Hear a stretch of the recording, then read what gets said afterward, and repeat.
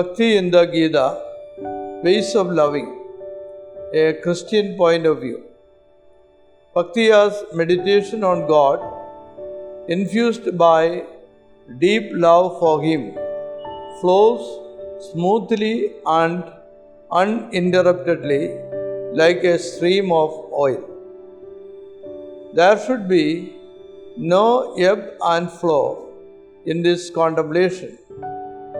Such a meditation on God involves vigorous moral preparation. It becomes possible only when there are 1. Clearness, 2. Freedom, 3. Practice, 4. Action, 5. Goodness, 6. Absence of dejection, and 7. Absence of rupture. Clearness is the purity of body arising from food which is not impure. When the food is impure, the mind is impure. When the mind is pure, the meditation is steady. Freedom is detachment from desires. Practice means frequent repetition of that which is begun. Action means the performance of the 5 great sacrifices. Goodness is truth, straightforwardness, mercy, generosity, not hurting others, and nor coveting. Dejection is the dullness of mind due to unfavorable circumstances.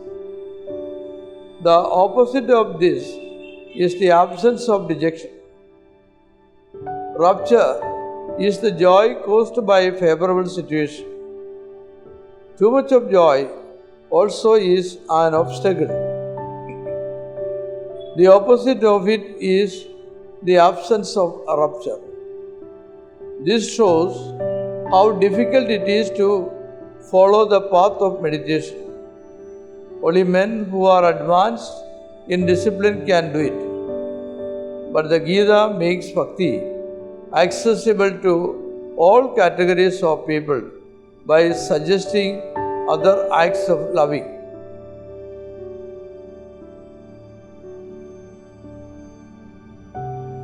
If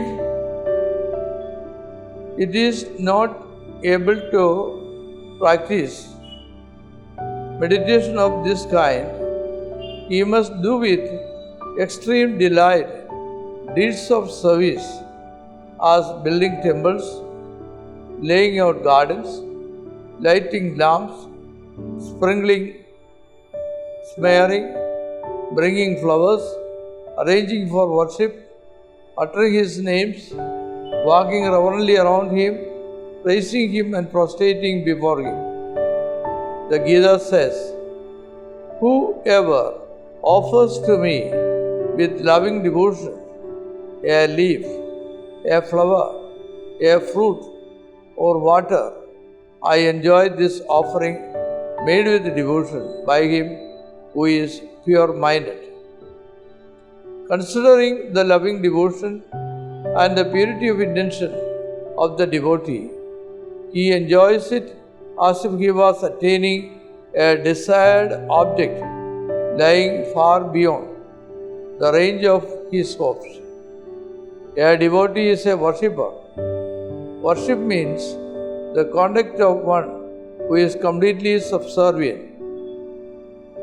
Worship consists of presenting all objects of enjoyment as those offered in ceremonial acts of homage, aupajarika, or like light and incense.